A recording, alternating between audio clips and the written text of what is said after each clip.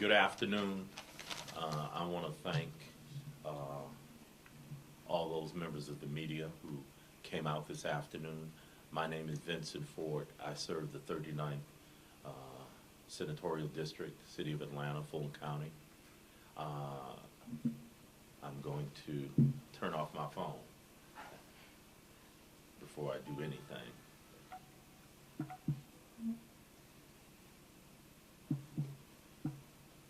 All right, because it will invariably ring right in the middle of things. Yeah, mine too. Yeah. Sorry. Okay.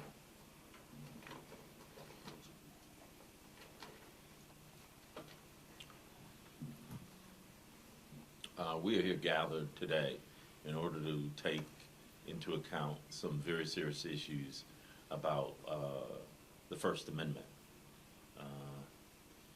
What makes this country great is the rights that we have, and especially the right to assemble, the right to free speech, and the right not to be ordered out of a space because people, for some reason, want to eliminate different points of view. In the last week, we've seen rallies both here in Atlanta at City Hall and a rally in Valdosta. And we have seen students, young people, citizens of this state kicked out of these rallies. We have some very serious concerns about these things. We're concerned that those students were unfairly and illegally kept out of those venues. So we have brought together some of those students today, as well as members of the American Civil Liberties Union, the executive director and legal staff to come by and talk about these issues. You know, the fact of the matter is, one rally was a Democratic rally, the other rally was a Republican rally. This is not about politics. This is about whether or not citizens of the state of Georgia are going to be able to go where they want, observe the political process, or whether Georgia, Atlanta, and Valdosta have become outliers when it comes to protecting the free speech of its citizens. That question is one that we are very concerned about. The free speech of Georgia's citizens was threatened in the last week. We won't tolerate it. We will fight against it and do our best, because let me tell you this. When these students' rights are abrogated, if their rights can be taken away by law enforcement, by politicians, if their rights can be violated, anybody's rights, anyone's rights in this state can be violated. So we are going to discuss that today. We're going to have students, one from the Georgia State University and one from Valdosta State University, come forward, and then we're going to hear from the representatives of the ACLU, and then we'll be prepared to take questions at that point. The first student we're going to have come forward is Ashana Husbands. She's a freshman at Georgia State University, and she's going to tell you about her experiences at the Hillary Clinton rally at City Hall last week. Ashana? Good afternoon. My name is Ashana Husbands. I'm a freshman at Georgia State University. On Friday, I did attend the Hillary Clinton rally. At the time, I was an undecided voter, so I felt like going to the rally would actually give me an accurate depiction of who Hillary Clinton really is and what she really stood for. As a millennial, social media is a big part of what we partake in, so this media has kind of given a false view. So I felt like going to the rally would be very important. And once I entered the rally, we were standing in the student section where she had a big billboard behind us. It was more so press conference-like compared to other rallies that I've been to previously. We were given signs by her campaign team, and basically they would say "Ready for Hillary" on the front, or "The Hill," or just her certain campaign slogans. And everyone was passing them around just because it was such a close, tight area. We didn't really want to hold it, and also because I was undecided, I wasn't really wanting to hold the sign. So once it was passed around, it came back to me, and on the back I decided to write "Black Lives Matter." I also wrote 3 hashtags. I wrote Sandra Bland's name, Trayvon Martin, and Eric Gardner, and I just put it down. My friend also had a piece of printer paper, and on it said, "I'm not a super predator," referring back to what Hillary Clinton had said previously. And once we were finished writing, we just put them down. The rally hadn't started, and it was about 10 minutes after we wrote on the back of the poster that a person came and actually told me that I needed to follow them out in the hallway. And once I followed them, when I got out there, they basically told me that I needed to show them the sign. And when I showed it to them, they said that I wouldn't be able to go back in because these words were not allowed in the room, and they were not, they didn't go with her campaign, and it was just inappropriate. So then they also asked me if I had anyone else with me with signs of that sort, and I told them about my friend. I basically just described her, and they went back and they got her as well. They took her poster, or her sign, she never got it back, but I was able to keep my poster. Once I was talking to the campaign person, I asked if I could speak to some person because I really didn't understand why I was being taken out, because the rally hadn't started, and I felt like I had invested a lot into going because I waited a while to get in there. And like I said, I was still undecided, so nothing that I had planned to accomplish actually happened because I didn't get to hear her speak. So they said that they would go and find some person for me, and they just never came back. After about 10 minutes, the police did a sweep of the floor, and so everyone on the floor had to go to the second floor. And after that, me and my friend, we just started talking, and we were just really disappointed because we felt like the words that we said could have been taken in any way. It didn't have to be taken in a negative light, but it was. And she could have even used it to her advantage. She could have explained how Black Lives Matter fits into her campaign, and she just didn't do that. And as a first-time voter, I felt like partaking in rallies was an exciting time for me, but unfortunately I wasn't able to actually hear her talk or get any answers on the questions that I had. So it was very disappointing, and I feel like even though we're students, we still have a say. We still should be able to go and do what we want to and be a part of the political process. I also feel that because we weren't in there when she was actually there, the assumption that we were going to do something wrong is something that really sticks with me, because she wasn't in there, we hadn't held up the signs yet, and we hadn't been disruptive, nothing. So it clearly had to be an assumption thing.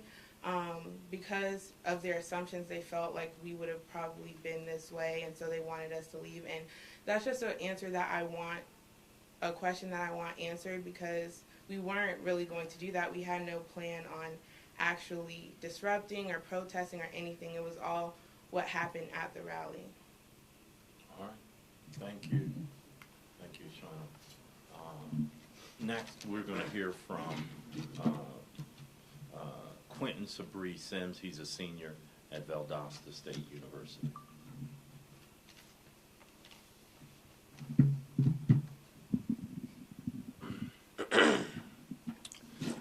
Good afternoon.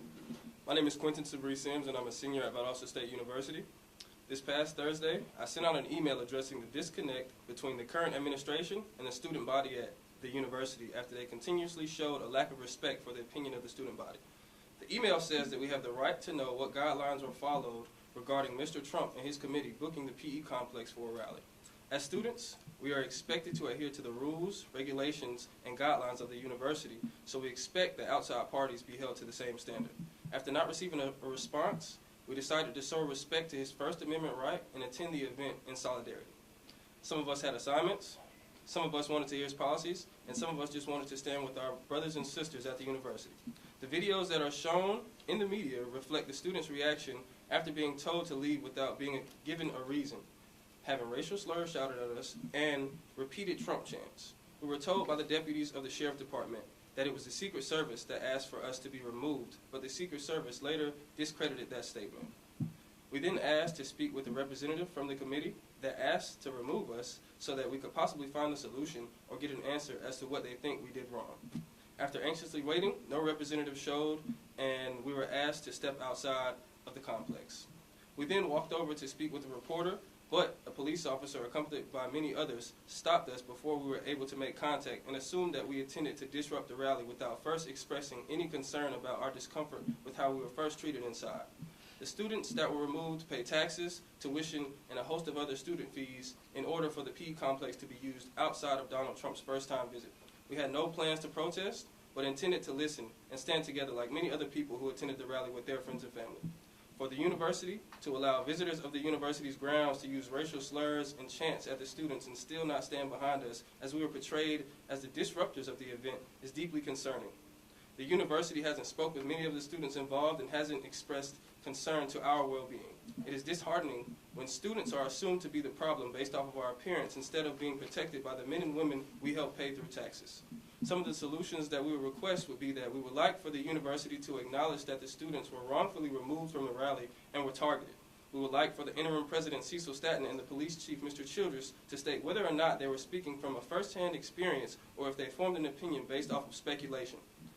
What exactly did they think that we did wrong in the rally, and where's the proof? The only videos that have surfaced are shot after the cops have already encountered the students. And we would also like to know what policies were involved when Trump booked the complex and who was involved in helping him book the complex. We have had an amazing relationship with the administration the past few years that I've attended the university, and we would only like for the progress and the success of the university to continue. We need our administration, and our administration needs us. Thank you. All right. Thank you. Next, we will hear from the American Civil Liberties Union Georgia chapter. We will hear from Maya Dillard Smith, director at the Georgia ACLU, and Nora Benvenidez, who's an attorney with the ACLU. Thank you. Good afternoon. My name is Maya Dillard Smith. I'm the executive director of the American Civil Liberties Union for the state of Georgia. I want to begin by commending the students standing before you this afternoon for their courage, for their approach to the issue of trying to engage in the great democracy that we have as United States citizens and citizens of the great state of Georgia. And I'm only saddened that as first-time voters and as young people who actively seek out opportunities to participate in our political processes, that their experiences have been mired by the acts of law enforcement. We are here today because the allegations are deeply concerning. We are investigating. We believe that there may have been a number of constitutional violations, both at Atlanta City Hall, where there was the Hillary Clinton rally, and at Valdosta State, where there was the Donald Trump rally. In these times, it is important and it is critical that citizens understand, and that these young people and young people watching understand, that there are First Amendment protections to the right to assemble, to free speech. There are due process rights that law enforcement must follow before they are able to remove folks when they are exercising those rights. And so it is our concern and our desire to ensure that those constitutional protections were adhered to in these instances. Again, we are investigating, but more importantly, we want to commend these students for stepping up and being courageous, and for demonstrating to their peers, both in Georgia and across the nation, that when their civil rights and their civil liberties are violated, that they will not stand down, that they will be vocal, that they will seek to exercise those rights, because they're the rights guaranteed to us under the U.S. Constitution and the state constitution of Georgia that make this country so great. Thank you kindly. Madam Attorney, did you have anything you want to Good. say? Thank You're you. Okay, all right. Attorney doesn't want to talk. That's no small accomplishment. Are there any questions? Senator, Tell us who you are. So Barry everybody. Peterson with Channel 2. Yes, sir. Who ultimately do you pursue then? for these incidents, is it Trump and Clinton's fault themselves, or? I'll make a comment, and then I'll let the attorneys chime in if they would like. One, at Atlanta City Hall, there are a lot of things that did not happen correctly. It's my understanding that there's a city ordinance that says that in order to have a political rally, there must be an application made, and city council must vote on it. There's also state law that has broad prohibitions on political, public government time, energy, and resources on political rallies. Ultimately, I think that the executive branch over at City Hall needs to be held accountable. Because it was on city property during work time. We're not even going to get into the allegations that fundraising was going on at the time. No one has denied that. From what I understand, who's been asked that. You might want to ask the mayor and City Hall whether or not checks were exchanged at City Hall. But beyond that, it seems to me that the executive branch over at City Hall it was on city property controlled by the executive branch. It would seem to me that they would have to answer for it at Georgia State. It seems to me that the University System Board of Regents has ultimate responsibility for ensuring that students have their First Amendment rights protected. It's my understanding that the Trump campaign circumvented the standard operating procedure on acquiring space for this event. So it seems to me, but that's just my layman's approach. As a citizen, it seems to me that those public officials and elected officials ought to be held accountable in this instance. The attorneys may have something else that they want to say about who would be held accountable. They're in the process of investigating the situation and determining what the facts are and who's at fault here. I don't know if they want to opine on that. Yeah, I can. Okay. Hi, everyone. My name is Nora Benavidez. I'm an attorney at the ACLU of Georgia. I think that the unconstitutional, or what appears to be the unconstitutional removal of these students, at the very least, is something that we're interested in pursuing regarding the local law enforcement behavior and practices, as well as then what happened in what appears to be federal involvement as well by law enforcement. And we're still looking into some of those facts, but I think that it's important to see that local and state and federal were all involved at the law enforcement level in removing these students from both rallies. So rather pursuit of them rather than Secretary Clinton or Trump? We're not opposed to pursuing both, and part of what I'm interested in learning more about with the investigation is the myriad ways in which the campaign staff as well as then law enforcement were involved together in the removal. Senator, I want to follow up. If you're so popular, you probably never had any protests at your rallies. But what would you do? You're in those shoes. What would you do if you felt like, I don't know if the candidates felt or their front people felt like it was disruptive to the rally? What do you do in that situation here? Well, one, there's no evidence, not one iota, that any of these students participated in any disruptive behavior. There's no evidence of that. But at the very least, I would, one, be informed as what is constitutional, what is lawful, what is legal, and what is unlawful, unconstitutional, and illegal, and I would follow that. There's a lot of things going on with the Clinton rally, including it being moved from Georgia State over to City Hall. We don't know why it was moved. I do know from attending a Clinton rally earlier that earlier in the year, late last year, that there was a unease about Black Lives Matter protests and all of that kind of thing. So I think there's, if somebody protests, as a matter of fact, I have had someone counter protest me, and I thought it was, yes. Can you imagine? No. I have had someone counter protest me and said said some things that were not nice about me. And you know what I did? Ignored it. May I comment? Yes. Come right ahead, Madam Attorney. One thing that is particularly alarming is any time we can begin to use pretext to denote threat, right? So here, it appears that there was no disruptive behavior, yet these students were told that campaigns felt threatened. And in the absence of conduct that demonstrates a level of threat, are we saying then, and are we telling young people that their mere existence and their mere presence is threatening to campaigns? I'd also add that we have a First Amendment jurisprudence that says the antidote to speech we disagree with or that offends us is not less speech, it's more. And in our democracy, our elected officials and those seeking elected office are held to a higher standard.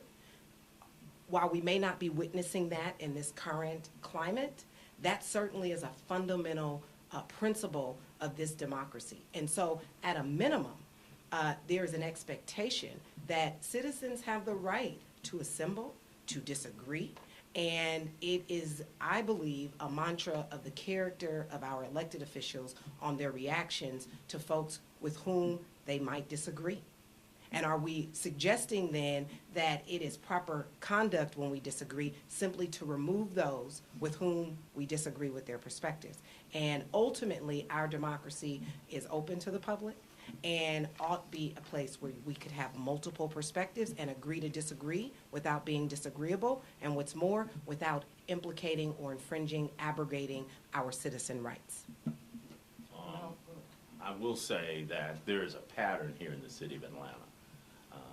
In 2011, there were arrests made in the Occupy protests, and the city ordinance related to overnight protests in city parks was changed, by the way, although I don't think it was ever reported. But the fact of the matter is, we won that case. The city settled. I sued the city along with others on that ordinance. But there's a pattern here in the city of Atlanta where the First Amendment is the victim of city hall politics. Any other questions? Mr. Sims, I have a question for you.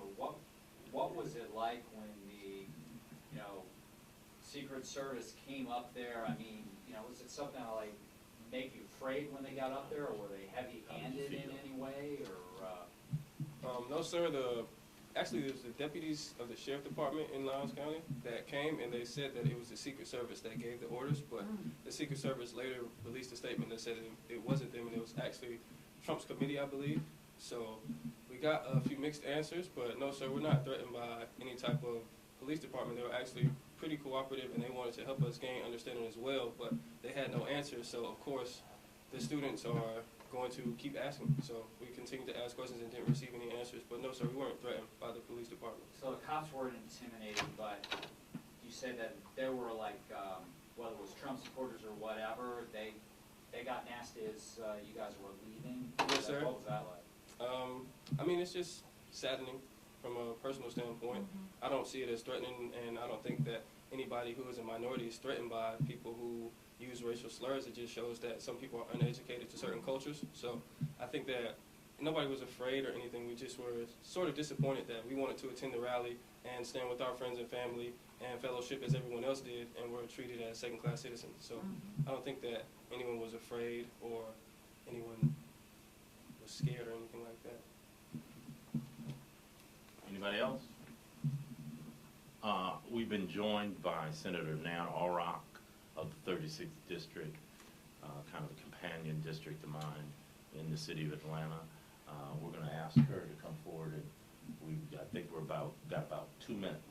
So if you can come forward and make comments. Sen Alrock gave a stirring point of personal privilege on this issue earlier today. Thank you, Senator Fort, and I want to welcome the students who have come from a long way, a far way, to articulate fundamentally that their rights, their constitutional rights were violated, and it is for all the world to see on the internet right now. It's very saddening to think that we're entering an era where political candidates can instruct law enforcement to select out and banish from a public place young students who have come to participate in the intellectual conversation, we would hope, in their finer moments, about the question of who's going to be the next president. It was shocking, it was dismaying, and it really harkened back to another era. And this is not the only place it's happened. I got a call from Radford, Virginia, at the state school there in Radford. Same thing happened with the Trump rally on the campus grounds, where black students were picked out and expelled with no sign of causing any provocation or anything, merely there with their presence. These students are part of our best and brightest. They're attending Valdosta State University, supported by our state tax dollars. They have every right to be where they were, and for us to stand silent, I think that's the real condemnation. If public officials and the people responsible stand silent and allow this to happen, it will only continue. It's very critically important to speak out against this and to stand in solidarity with these students. Thank you, Senator Rock. We will keep you apprised of how this process moves forward, with the Georgia State students, with City Hall, whether it happens at Valdosta or at Atlanta City Hall, it's wrong. There's no justification for it. And we will keep you apprised of what happens as far as the Valdosta student situation as well. And so we appreciate y'all for being here, and we'll be in touch. Thank you. Where did you say the video could be found? It's all over YouTube.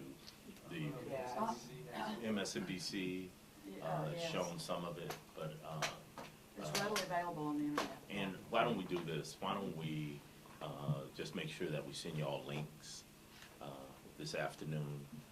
We'll have staff send you links to any footage. All right. Thank you.